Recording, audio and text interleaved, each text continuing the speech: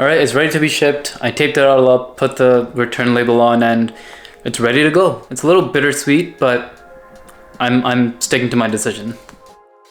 You read the title right. These are 3 reasons why I'm returning the iPhone 15 Pro Max just after 1 month of usage, and why I think you should consider these reasons as well. Quickly before we get started though, a like and a subscribe would go a long way. I make videos on tech and accessories and my experience with it like this to help you guys out. So if you guys are interested in that, definitely get subscribed so you don't miss out. Okay, now let's get into the reasons, starting with the Dynamic Island. So the Dynamic Island was an introduction to the new design of iPhones, starting with the iPhone 14 Pro and 14 Pro Max last year, and it kind of set the tone for what iPhone design would be going forward. The Dynamic Island was introduced as a feature to replace the notch, but while it does have some potential and good functionality, I think that it's a little bit too gimmicky. Most of the features that it offers can be seen from the notification shade on other iPhones without Dynamic Island, and even those iPhones with Dynamic Island. So if you just pull down the notifications, you can see the live activities and stuff like that. And that's pretty much what Dynamic Island has to offer. The unique features that it does offer, which is the, at a glance information kind of stuff, like the timer or any kind of Uber Eats kind of notification, it is helpful in that sense, but it's too small and it's too little for just dealing with this big cutout in the display, which is dysfunctional sometimes. And that's the second reason actually why I don't like the Dynamic Island. See, personally, I'm used to pulling down the notification shade from the middle of the iPhone, like the end of the notch, because it's just easier to do that, especially on a bigger phone. But with the Dynamic Island, I can't do that because when I touch the Dynamic Island, it just doesn't move, it doesn't do anything. And so I have to reach all the way up above the Dynamic Island, which is already hard to do on a Pro Max size phone. But if I don't want to do that because it's too hard, I have to do even more finger gymnastics to reach on the other side of the display, which is kind of the opposite side because I'm a righty, and then pull down the notification shade. And the third and final reason why I don't like the Dynamic Island is because it looks weird watching videos on it, especially 18:9 videos. So if you're just a regular guy, not a tech head or anything, chances are that you haven't watched or don't know whether you've watched an 18:9 video, but I'm assuming that if you're watching this, you've also watched MKBHD's videos, which are shot in 18:9. That's what's considered 18:9. So those kind of videos basically take up most of the display real estate, and on the iPhone 13 Pro Max and on the S22 Ultra, S23 Ultra, the iPhone 14, it was fine. The notch was fine. The 18:9 video showed right below the Dynamic Island, which was perfect. It made it look pretty nice, but with the iPhone 14 Pro, 14 Pro Max, 15 series phones, all with the Dynamic Island, it kind of cuts into the display. And that can get really annoying, at least for me, because at nighttime when I'm watching a video or something, and either side of the video is black, dark, then seeing this cutout just interrupting the display and the video, it's not aesthetic. It doesn't look good. It just looks inconsistent and not perfect like the Apple way should be. So yeah, those are the 3 reasons why I don't like the Dynamic Island.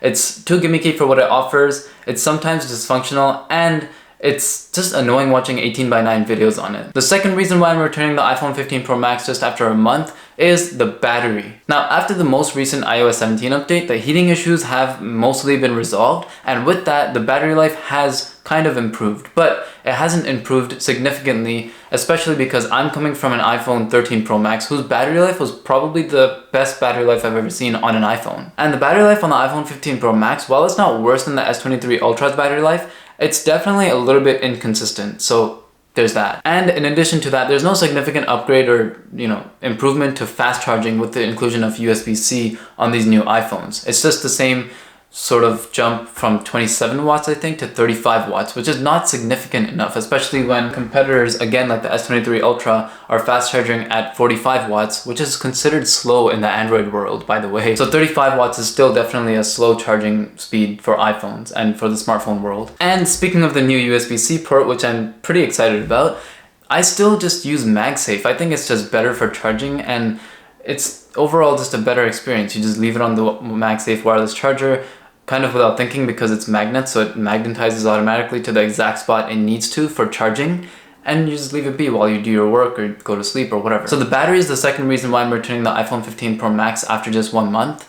And the third reason is the price. Simply put, it's just too expensive for the good features that you get. And the good features you get are the 48 megapixel camera with 24 megapixel default shooting, the log video recording, and ProRAW, ProRes, all this really good camera stuff. Which, by the way, you can just save that money and spend it on a dedicated camera, which will get you even better results than the iPhone 15 Pro Max. If you're in the US, the least that you would spend is $11.99 plus tax.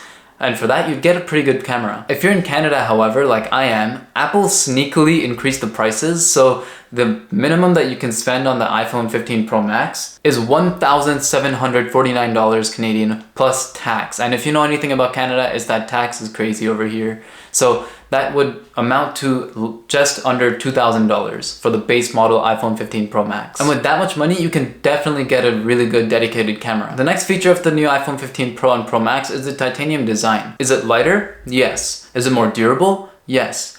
But if you're anything like me and the average user around the world, you're just gonna put a case on it, which would not only make it heavier, but it would also make it just that much more durable. And like I mentioned earlier, there is USB-C on all the iPhone 15 models now, but with the iPhone 15 Pro and Pro Max, the new feature is that it supports faster file transfers up to 10 gigabits per second.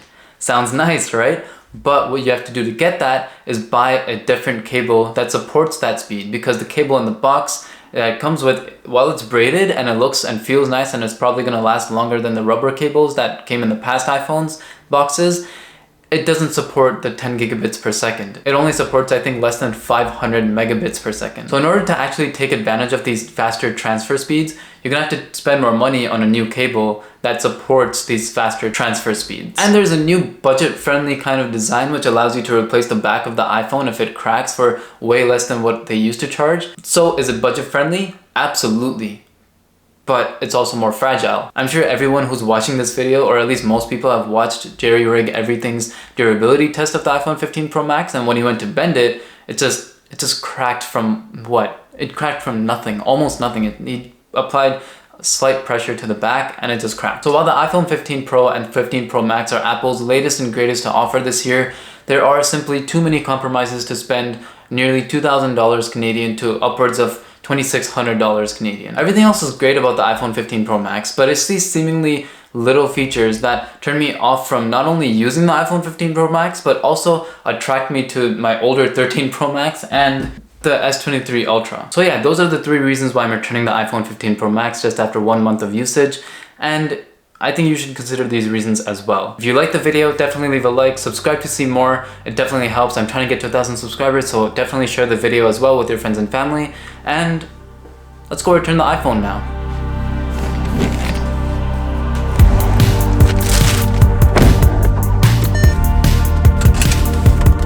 Just heading out now to drop off the iPhones. Damn, that was a pretty quick experience. I was like in and out within probably 15 seconds. I even asked her some questions and it still took like less than 30 seconds. Good. I didn't want to record in there because it was kind of weird. It was just me and the person handling the packages and UPS and whatever. But it's all done. The iPhone 15 Pro Max is no longer mine, and I went back to my iPhone 13 Pro Max. So that's that. Again, if you guys enjoyed, definitely leave a like and subscribe to see more. I'll see you guys in the next one very soon. Bye.